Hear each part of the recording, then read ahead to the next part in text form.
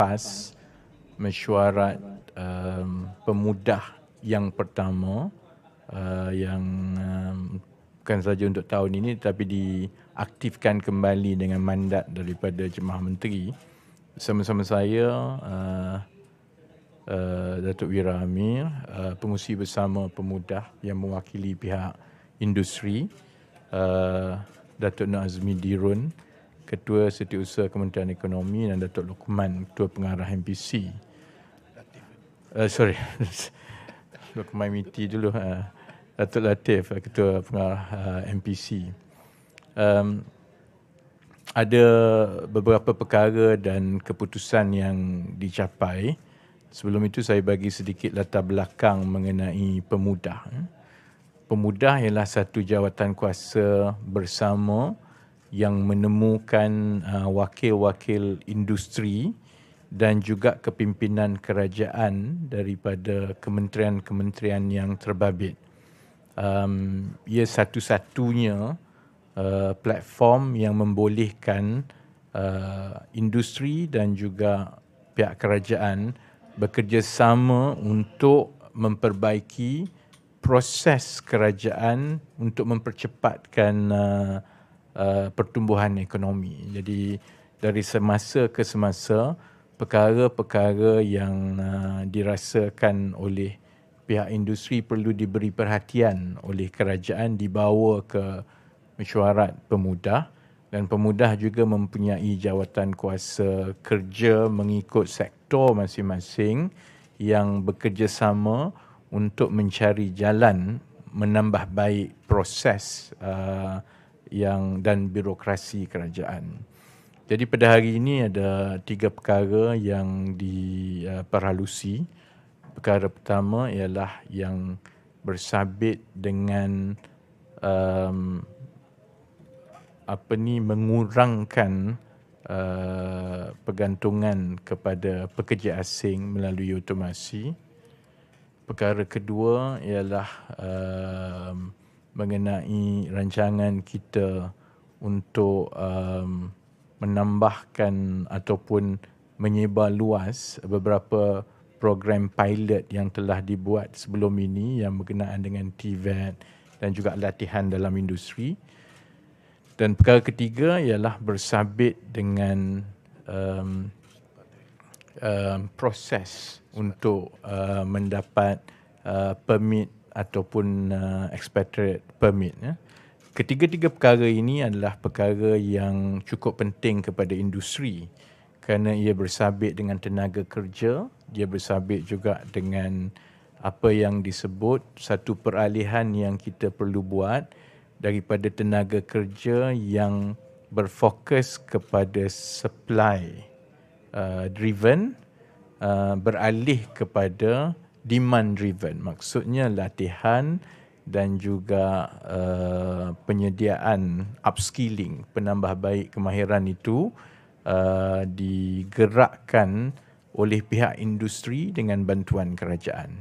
Ini selari dengan pengumuman-pengumuman dan keputusan-keputusan yang telah dibuat oleh Yang Amat Berhormat Perdana Menteri sebelum ini pun, iaitu kita ingin mengalihkan pendekatan kita daripada semata-mata yang melibatkan institusi-institusi kerajaan yang menawarkan latihan dan skim TVET kepada kaedah melatih pekerja-pekerja ini terus di dalam industri dan kemudian disijilkan. Jadi ini agak berbeza. Jadi platform yang digunakan untuk kita menambahkan skala pelaksanaan ini ialah melalui platform pemudah. Jadi ada beberapa keputusan yang saya boleh berkongsi dengan pihak media hari ini. Pertamanya ialah mesyuarat pemuda hari ini bersetuju bahawa satu kaedah dan proses permohonan permit ekspatriat yang lebih pendek dan lebih baik akan diumumkan oleh kerajaan dalam tempoh 3 bulan daripada sekarang. 3 bulan itu ialah untuk memberi ruang dan masa kepada semua agensi yang terlibat untuk kita lakukan harmonisasi. Kita pastikan bahawa dalam usaha kita memendekkan dan memudahkan proses apa orang kata ni permohonan permit ekspatriat ini, ia juga mematuhi semua kehendak-kehendak undang-undang dan juga dasar negara. Dan yang kedua, kita juga bersetuju supaya langkah-langkah dan juga program untuk menambah skala ke peringkat nasional program Akademi in Industri. Kita daripada Akademi in Factory, kita sebar luas kepada Akademi in Industri. Kemudian kita akan tambahkan skala ini. Ini pun insya-Allah akan dimuktamadkan dalam tempoh 3 bulan daripada sekarang supaya kita boleh mula padankan di antara pekerja-pekerja dan juga lepasan sekolah kepada kekosongan-kekosongan yang ada. Seterusnya bukan sahaja memenuhi permintaan daripada industri, tetapi juga mewujudkan peluang pekerjaan kepada mereka. So shortly, let me address in English in a short statement, just to facilitate those who will be reporting in English. We the meeting today decided on 2 key milestones. We've committed to announcing a simplified and shorter expatriate permit application for us to roll out within 3 months. While this may not sound as a big news to most Malaysians, but it is among the top key concerns of investors and industries because the current process that sometimes can take up to 5 to 6 months obviously will have impacts on their manpower planning and also their businesses. So one of the key concerns that have repeatedly being raised up by the investors and industries is the need for government agencies to simplify, strengthen and shorten expatriate permit application process. So we've reached a decision today that we give ourselves 3 months, and we are confident within 3 months we will be able to roll out the much simplified and shorter application process. The second key decisions that was made today is to take the pilot projects on Academy in Factory that have been ongoing for a while, and to work on a plan to scale this up nationally. This will allow us to funnel all the stakeholders and to match school leavers, TVET trained workforce, for them to be funneled to the industries who will train them, and after a certain period they will be able to be certified, and that will allow them, if they stay there, good, but they will also allow them to have a better prospect in their career, and that hopefully will help the economy and to move from the dependency on foreign workers. It also helps us to address the issue of mismatch. We have a lot of people who are qualified or with some trainings will be able to fill up these jobs. At the same time, we have a lot of vacancies in certain sectors, especially the manufacturing. So the first session of Pemuda today sets the tone for the monthly meetings that we will be having from next month onwards, so that the whole focus of the industry and the government agencies is to adopt a one whole nation approach to get everyone together and focus on issues by issues, process by process. And hopefully we'll see the momentum going, and with that momentum can contribute to helping the country weather the challenging 2023's economic prospect. Saya bagi ruang kepada Datuk Wira Amir untuk juga menyatakan sepatah dua kata sebagai pengurusi bersama bagi pihak industri.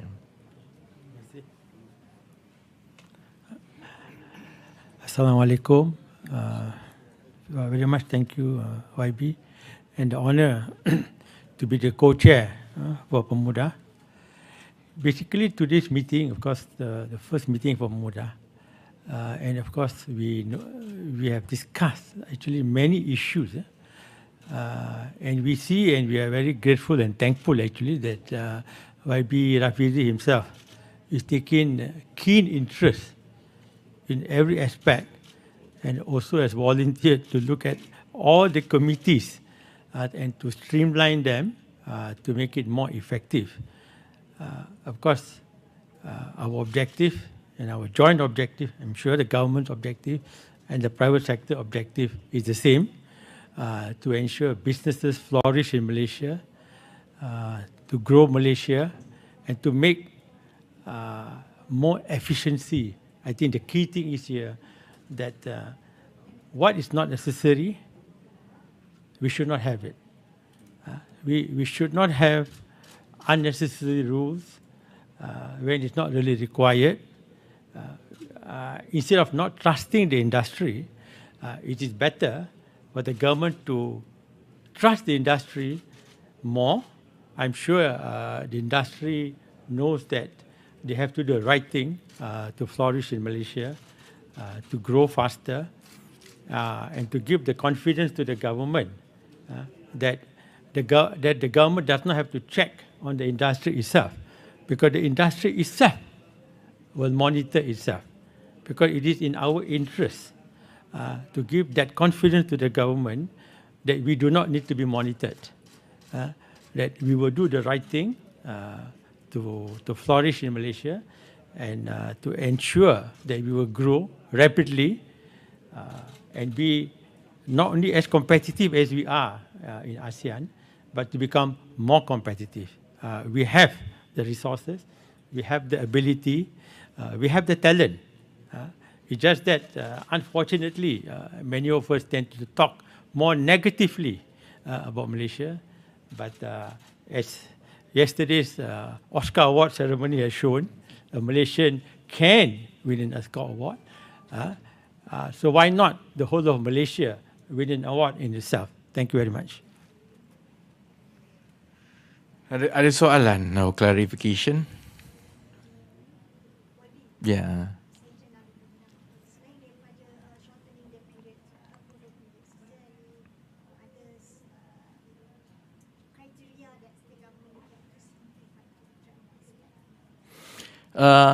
Of course, you have to wait for the announcements in 3 months' time. I think the reason we would like to announce the decision today is because, as I mentioned, is one of the key concerns of investors. How to debottleneck our expatriate permit process is always top of their agenda, because it requires a lot of efforts and repetitions on their part. There are 3 steps, or at least categories of processes that we look into and we have to balance. The first one is before the submission. The government has to balance to make sure that we don't open the floodgate for jobs that could have gone to qualified Malaysians for companies to take foreign nationals. So there are check and balances before the submission of application. What we look at is how to simplify and also shorten the time taken without sacrificing the robustness of the check and balance. The second process is during the application itself, to make sure that the application is valid, to make sure that it meets the business needs. And of course, after that is the post-application, when immigration department will issue the permit. So when we roll out the improvised and shorter process, obviously it will touch on these three categories. And as Datuk Wira mentioned tadi, we want to make sure that while we keep this check and balance in place, but it can be done faster, it can be simplified, and there can be a balance between the need for check and balance and also efficiency. Anything else?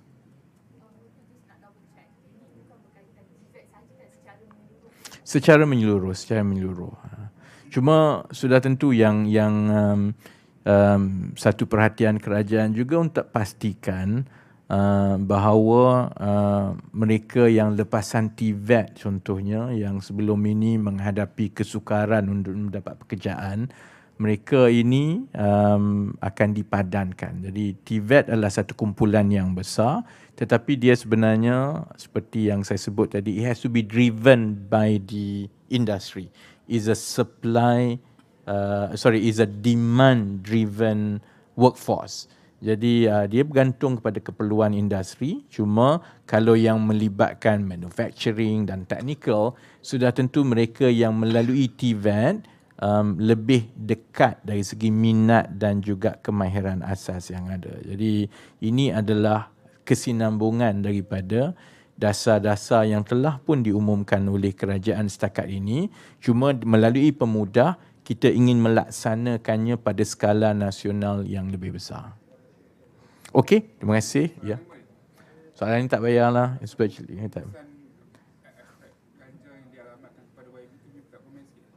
Tak adalah, saya tak tengok pun. Jadi orang hantar ganja, jadi polis datang ambil lah, itu je lah. Buang duit je lah, hantar ganja kat saya tak ambil ganja. Yeah. I don't know. It's sent to the office. And then, I don't open it myself. It's addressed to the Prime Minister and myself. None of us basically take weed. So, I think it's a waste. Jadi, sudah tentu dia dihantar terus ke balai polis lah. Okay? Terima kasih.